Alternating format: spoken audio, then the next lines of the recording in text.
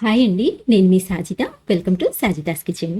ఈరోజు వీడియోలో జొన్న పిండితో హెల్దీగా బ్రేక్ఫాస్ట్ రెసిపీని షేర్ చేయబోతున్నాను. టిఫిన్లోకి రొటీన్గా తినే ఇడ్లీ దోశ బోర్ కొడుతుంటే ఒకసారి ఇలా ట్రై చేసి చూడండి. చాలా రుచిగా ఉంటాయండి అండ్ అలాగే చాలా హెల్దీ కూడా. ఈ బ్రేక్ఫాస్ట్ని ప్రిపేర్ చేయడానికి ఎక్కువ టైం కూడా పట్టదండి. టిఫిన్లోకి ఎలాంటి పిండి లేనప్పుడు కూడా చాలా ఈజీగా అప్పటికప్పుడు ఈ ఊతప్పాలని వేసుకోవచ్చు. మెత్తగా సాఫ్ట్గా చాలా రుచిగా ఉంటాయి. తప్పకుండా ట్రై చేయండి. వీటిని ప్రిపేర్ చేయడానికి ఫస్ట్ స్టవ్ ఆన్ చేసి ఒక ప్యాన్ పెట్టుకొని ఇందులోకి 1 టేబుల్ స్పూన్ వరకు ఆయిల్ని వేసి వేడి చేసుకోండి. ఆయిల్ వేడయ్యాక 1 టీ స్పూన్ వరకు జీలకర్ర, 1 టీ స్పూన్ వరకు ఆవాలని వేసుకొని వీటిని ఒక 5-6 సెకండ్ల పాటు ఫ్రై చేసుకోండి. ఇవి ఇలా కాస్త వేగిన తర్వాత ఇందులోకి 2 టేబుల్ స్పూన్ల వరకు తెల్ల నువ్వుల్ని కూడా యాడ్ చేసుకోండి. మంటనైతే లో టు మీడియం ఫ్లేమ్లోకి అడ్జస్ట్ చేసుకొని పెట్టుకోండి. ఈ నువ్వుల్ని కూడా కాస్త చిటపటలాడేంత వరకు ఫ్రై చేసుకోవాలి. చూడండి, నువ్వులు కూడా వేగిపోయాయి కదండి. సో ఇలా ఫ్రై చేసుకున్న తర్వాత ఇందులోకి ఒక పెద్ద సైజు ఉల్లిపాయని సన్నగా కట్ చేసుకుని వేసుకోండి. నెక్స్ట్ 2 పచ్చిమిరపకాయలని కూడా ఇలా సన్నగా కట్ చేసుకుని వేసుకోండి. ఇప్పుడు వీటిని కూడా లైట్గా కలర్ చేంజ్ అయ్యేంత వరకు, అంటే ఒక 2 నిమిషాల పాటు అటు ఇటు కలుపుకుంటూ ఫ్రై చేసుకోండి. ఉల్లిపాయ ముక్కల్ని ఎక్కువగా ఫ్రై చేయాల్సిన పని లేదండి. ఇలా కొంచెం సాఫ్ట్గా అయ్యి లైట్గా కలర్ చేంజ్ అయితే సరిపోతుందనమాట. సో ఇలా ఫ్రై చేసుకున్న తర్వాత ఇందులోకి 1/2 కప్పు వరకు బొంబాయి రవ్వని వేసుకోవాలి. అదేనండి మనం ఉప్మా చేసుకుంటాం కదా, సో ఆ ఉప్మా రవ్వ అనమాట. ఇలా రవ్వ వేసుకున్న తర్వాత ఈ రవ్వని కూడా ఒక 2 నిమిషాల పాటు లో టు మీడియం ఫ్లేమ్ మీద ఫ్రై చేసుకోవాలి. రవ్వని ఇలా ఫ్రై చేయడం వలన మనం చేసే ఈ రెసిపీ టేస్ట్ అనేది చాలా బాగుంటుంది.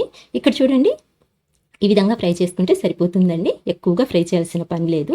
ఇలా ఫ్రై చేసుకున్న తర్వాత స్టవ్ ఆఫ్ చేసేసి ఈ రవ్వని పక్కకు తీసుకుని వేరొక బౌల్లోకి ట్రాన్స్ఫర్ చేసుకోవాలి. ఇలా మొత్తం రవ్వనంతా వేసుకున్న తర్వాత ఇందులోకి సేమ్ కప్పుతో 1 కప్పు వరకు జొన్నపిండిని తీసుకోవాలి. 1/2 కప్పు బొంబాయి రవ్వ, 1 కప్పు జొన్నపిండి అనమాట. నెక్స్ట్ ఈ 2 బాగా కలిసేట్టు కలిపేసుకోవాలి. ఇలా అంతా చక్కగా కలుపుకున్న తర్వాత ఇందులోకి ఏ కప్పుతో అయితే మనం జొన్నపిండి తీసుకున్నామో సేమ్ అదే కప్పుతో 3/4 కప్పు వరకు పెరుగుని వేసుకోవాలి. ఇక్కడ మనము 1/2 కప్పు రవ్వ, 1 కప్పు వరకు జొన్నపిండి తీసుకున్నాం కదండి, అంటే టోటల్గా 1.5 కప్ అనమాట. సో అందులో నుంచి సగం వరకు పెరుగుని వేసుకోవాలి.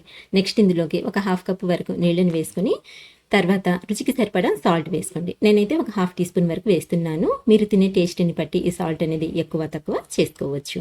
నెక్స్ట్ సన్నగా తరిగిన కొత్తిమీరని కూడా ఒక 2 టేబుల్ స్పూన్ల వరకు వేసుకోండి.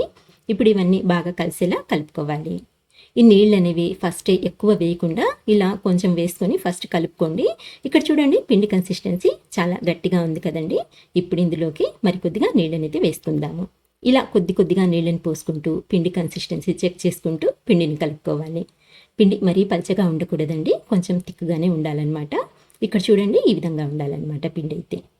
సో ఇది పర్ఫెక్ట్ కన్సిస్టెన్సీ. ఇలా కలుపుకున్న తర్వాత ఇందులోకి ఒక 1/4 టీ స్పూన్ కంటే కూడా కొంచెం తక్కువగా వంట సోడా వేసుకోండి. వంట సోడా వేయడం వలన మనం వేసే ఊతప్పాలు చాలా ఫ్లఫీగా వస్తాయండి. ఇలా వంట సోడా వేసుకొని ఇంకొకసారి బాగా కలిపేసుకోండి. సో మనకు పిండి అయితే రెడీ అయిపోయింది. చూడండి, కన్సిస్టెన్సీ ఇలా ఉండాలన్నమాట. నాకు టోటల్గా 1.5 కప్పు వరకు నీళ్ళు అయితే పడ్డాయండి. ఇప్పుడు ఈ పిండిని పక్కన పెట్టుకొని స్టవ్ ఆన్ చేసుకుందాము. స్టవ్ ఆన్ చేసి ఒక ప్యాన్ పెట్టుకొని ఇందులోకి 1 స్పూన్ వరకు ఆయిల్ని వేసి ప్యాన్కి అంతా స్ప్రెడ్ చేసుకోండి. తర్వాత ఇందులో కొద్దిగా నువ్వుల్ని వేసుకోండి. నువ్వులు కొంచెం ఫ్రై అయిన తర్వాత మనం ముందుగా కలిపి పెట్టుకున్న ఈ పిండిలో నుంచి ఒక 2 చెంచాల పిండిని ప్యాన్లోకి వేసుకోవాలి. ఊతప్పం కాబట్టి కొంచెం లావుగానే ఉండాలండి, అప్పుడే టేస్ట్ అనేది చాలా బాగుంటుంది. ఇలా వేసుకున్న తర్వాత పైన మూత పెట్టేసి ఒక 2-3 నిమిషాల వరకు లో టు మీడియం ఫ్లేమ్ మీద ఫ్రై చేసుకోండి. ఇలా పైనుంచి కొంచెం తడి ఆరిన తర్వాత కొద్దిగా ఆయిల్ని వేసుకోండి. ఈ ఆయిల్ అనేది పూర్తిగా ఆప్షనల్ అండి. మీకు ఆయిల్ వద్దు అనుకుంటే స్కిప్ చేసుకోవచ్చు. తర్వాత దీన్ని ఇంకొక వైపుకి టర్న్ చేసుకోవాలి. చూడండి ఎంత మంచి కలర్ వచ్చిందో. ఇప్పుడు మూత పెట్టాల్సిన పని లేదండి, మరొక నిమిషం పాటు ఇలాగే కాల్చుకుంటే సరిపోతుంది. ఇక్కడ చూడండి, 2 వైపు నుంచి ఇక్కడ ఎంత మంచి కలర్ వచ్చిందో. సో మనకు ఊతప్పం అయితే చక్కగా ఫ్రై అయిపోయిందండి. ఇప్పుడు దీన్ని అయితే ప్లేట్లోకి తీసి పక్కన పెట్టేసుకుందాము. ఇదే విధంగా మిగతా పిండితో కూడా ఊతప్పాలని వేసుకుంటే సరిపోతుంది. చాలా ఈజీ అండి అండ్ చాలా టేస్టీగా ఉంటుంది. అలాగే చాలా అంటే చాలా హెల్దీ బ్రేక్ఫాస్ట్ అనమాట. సో ప్రతి ఒక్కరూ ట్రై చేయాల్సిన మంచి రెసిపీ అండి. తప్పకుండా ట్రై చేసి చూడండి. చూస్తారు కదండి, ఇవాల్టి రెసిపీ నచ్చినట్లయితే లైక్ చేయండి. అలాగే వీడియోకి హైప్ చేసి పాయింట్స్ ఇవ్వండి. మన ఛానల్ని అయితే మర్చిపోకుండా సబ్స్క్రైబ్ చేసుకోండి. మంచి మంచి టేస్టీ రెసిపీస్ని అయితే షేర్ చేస్తూ ఉంటాను. థ్యాంక్ యూ ఫర్ వాచింగ్ అండి.